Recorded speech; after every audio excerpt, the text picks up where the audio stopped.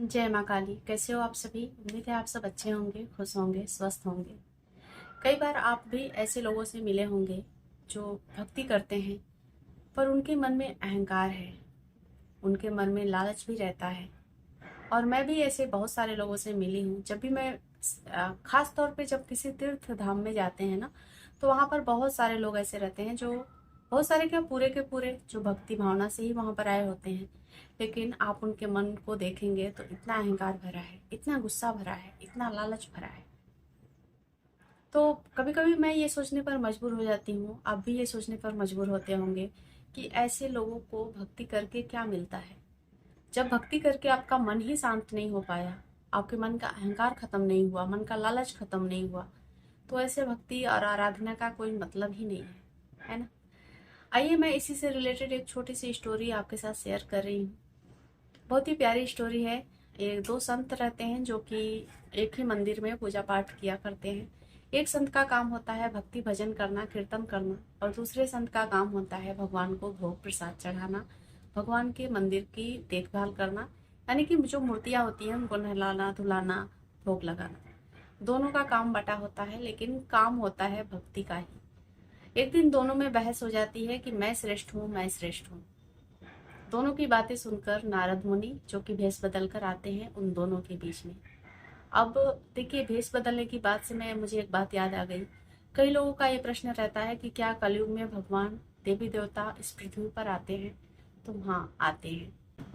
जो इंसान जागरूक है वो इस बात को समझ जाता है। कई बार आपने देखा होगा हमारे साथ ऐसी घटना घटती है, हमारे साथ ऐसी सिचुएशन क्रिएट हो जाता है जब हमें ईश्वर की जरूरत होती है। तब कोई ना कोई ऐसा बंदा, कोई ना कोई ऐसा व्यक्ति, कोई ना कोई ऐसी परिस्थिति बन जाती है जब हमारी मदद हो जाती है किसी न किसी थ्रू। तो कौन करता है वो? मेरा तो पूरा विश्वास है कि वो ईश्वर ही होते हैं। हम उस वक्त नहीं पहचान पाते हैं कि ईश्वर आए थे। वो किसी भी वेश में आ सकते हैं, वो आपके रिलेटिव के वेश में आ सकते हैं, किसी अलग पर्सन के वेश में आ सकते हैं, पर आते ईश्वर ही हैं, भगवान ही हैं। अगर आप भगवान पर सच्चा विश्वास करते हैं, सच्ची निष्ठा रखते हैं, तो आप ये पाएंगे कि आपको भगवान हर पल साक्षात रूप में मिलेंगे। और उस समय तो ऐसा सिचुएशन नहीं होता है कि आप पहचान पाएं। भगवान आते भी हैं, हमारी मदद करते हैं, हमसे बातें भी करते हैं और चले जाते हैं। जब वो चले जाते हैं तब हमें ध्यान आता है कि ये भगवान ही थे, हमारे ईश्वर ही थे, हमारे इष्ट ही थे जो कि हमसे मिलने आए थे। अब ये तो रही सच्ची घटना जो कि भक्त लोग महसूस करते हैं।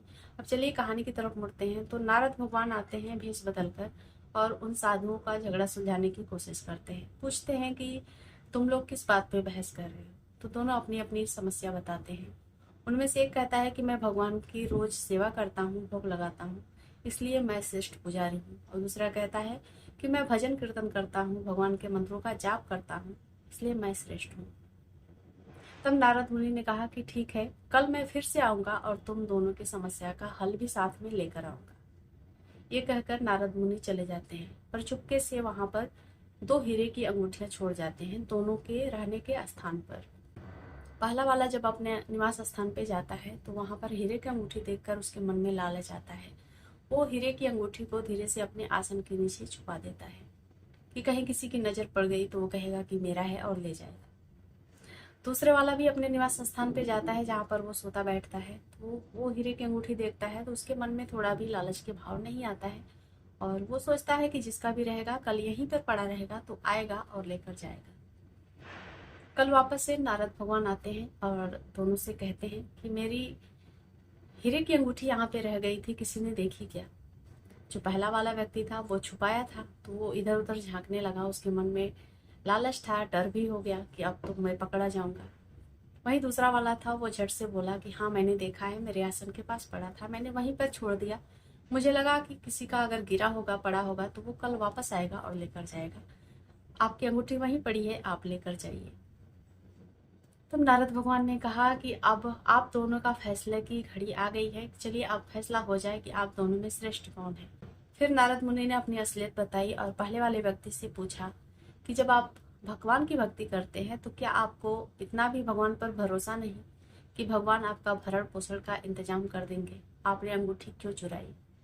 पहले वाले व्यक्ति ने अपना सर झुका लिया और माफी मांगने लगा।